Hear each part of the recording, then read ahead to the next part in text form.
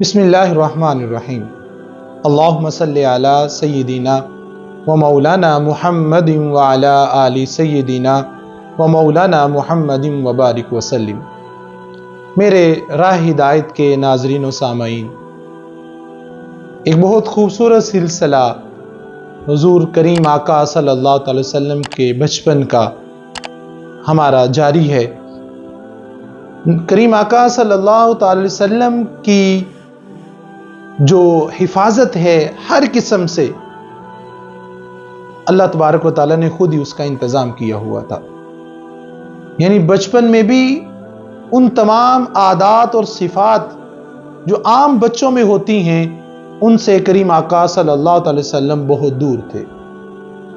وہ کھیل کود، وہ تنگ کرنا، معاملات کو ڈسٹرب کرنا، یہ کسی قسم کا بھی معاملہ حضور کی ذات میں نہیں تھا، اور اللہ تبارک و تعالیٰ نے آپ کو ہر قسم کے عیب سے محفوظ رکھا۔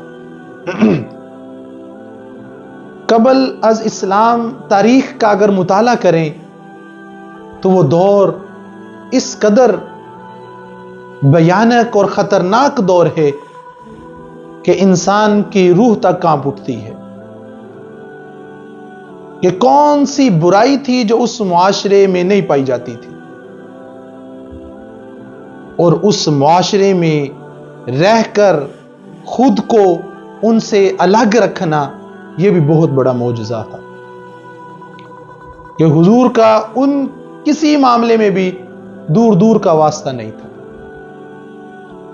رب نے انتظام کیا ہوا تھا۔ کیونکہ آپ کے سر پر کرامت کا، نبوت کا تاج سجایا جانا ہے، اور خاتم النبیین کا تاج آپ کے سر پہ سجایا جانا ہے۔ اور کریم آقا صلی اللہ تعالی وسلم کا جو معاملہ ہے وہ بڑا ہی خوبصورت، کہ آپ کے بارے میں آتا ہے کہ اپنی قوم میں سے افضل اور خلق کے اعتبار سے حسین ہیں۔ بہت خوبصورت جملے سیرت نگاروں نے لکھے۔ حسب کے اعتبار سے کریم ہیں، پڑوس کے اعتبار سے عمدہ ہیں، حلم کے اعتبار سے عظیم، اور گفتگو کے اعتبار سے سچے ہیں، امانت کے اعتبار سے عظیم ہیں، آپ فحش اور ان عادات سے دور تھے جو لوگوں کے دامنوں کو میلا کر دیتی تھی۔ آپ نے کبھی بھی کسی کو گالی گلوچ یا اس طرح کی کوئی گفتگو نہیں کی جو بازاری قسم کی گفتگو ہو، اخلاق سے گری ہوئی گفتگو ہو، کبھی بھی حضور کی زبان سے نہیں نکلی۔ اس طرح کا ایک واقعہ آتا ہے کہ عرب کے ایک بہت بڑا نام حکیم اقسم بن صفی جب حج کے لیے آیا تو اس وقت کریم آقا صلی اللہ علیہ وسلم قریب البلوغ تھے، یعنی بلاغت کے قریب تھے۔ تو اس نے حضرت سیدنا ابو طالب علیہ السلام سے پوچھا، آپ کا یہ بھائی کتنی جلدی پروان چڑھا ہے؟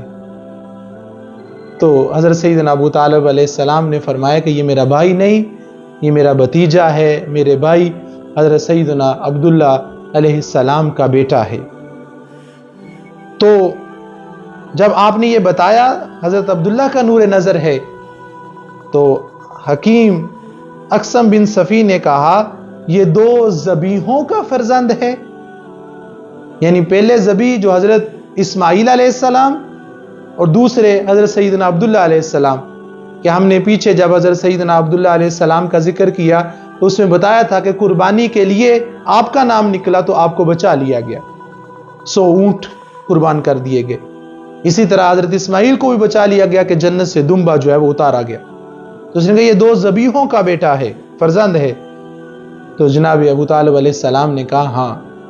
تو اقسم نے آپ کو غور سے دیکھا اور اس نے کہا کہ ان کے بارے میں تمہارا کیا گمان ہے؟ یعنی حضرت سیدنا ابو طالب سے اب رائے پوچھ رہے ہیں۔ تو ابو طالب علیہ السلام نے کہا ہم ان کے بارے میں حسن ظن رکھتے ہیں، یعنی اچھا گمان رکھتے ہیں، یہ با وفا اور سخی ہیں. یہ ابھی بچپنا ہے اور صفات دیکھیں کتنی اعلیٰ اعلیٰ بیان کی جا رہی ہیں کہ یہ باوفا ہیں اور سخی ہیں. اقسم اس کے علاوہ کچھ اور بتائیں؟ تو جناب ابو طالب علیہ السلام نے کہا ان کی قوم مضبوط ہے اور ان کی محفل عمدہ ہے اور ان کا فضل محکم ہے. اقسم نے کہا اس کے علاوہ اور کچھ؟ تو جناب ابو طالب علیہ السلام نے کہا ہم ان کی محفل سے برکت حاصل کرتے ہیں اور یہ جس چیز کو چھو لیتے ہیں ہم اس سے بابرکت سمجھتے ہیں. یعنی حضور کا کسی چیز کو چھو لینا ہی ان کے لیے باعث برکت ہوتا تھا. اقسم نے کہا میں اور بھی بہت کچھ جانتا ہوں. یہ مضبوط ہاتھ اور قوی ٹانگ مبارک سے سارے عرب کو روند ڈالیں گے. یعنی میں جو جانتا ہوں کہ یہ عرب کی کایا ہی پلٹ دیں گے.